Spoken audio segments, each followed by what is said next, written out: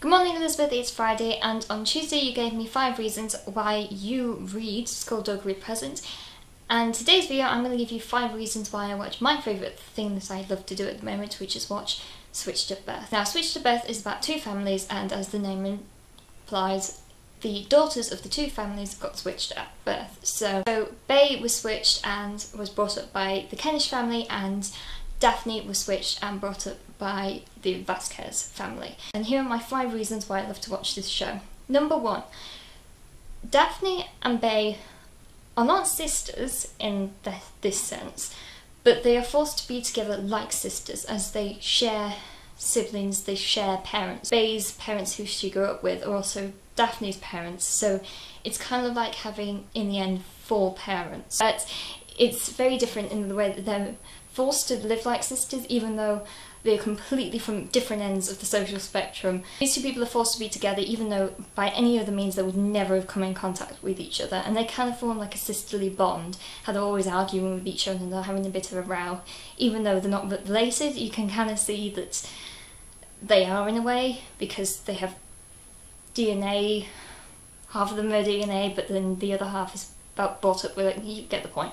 What makes this show very different to any other kind of switched at birth thing is the fact that Daphne, one of the main characters, is deaf, and she became deaf due to a very bad case of meningitis when I think she was about 3. And because of this, it's kind of a bit of a different kind of twist to it, as not only are the Kenish family trying to accept Daphne into their lives that they really want to, there's also that kind of communication barrier.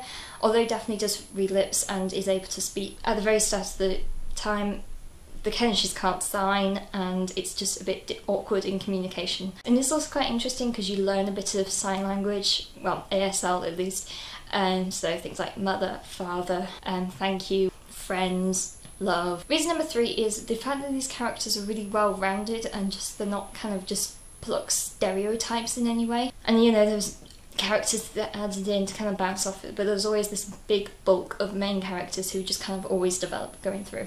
Reason number 4, even though this situation that the girls are in are very different to anything that anybody's going to experience, and many people are switched at birth, it's very different in the way that it's relatable in that kind of sense. You still get like the sister and the sibling rivalry and everything like that. And point number 5, the way it deals with the diversity and disability of... I don't really want to say disability, because watching the show more and more you get to see that in a way that being deaf isn't a disability, it's just kind of it's not a big deal in the show.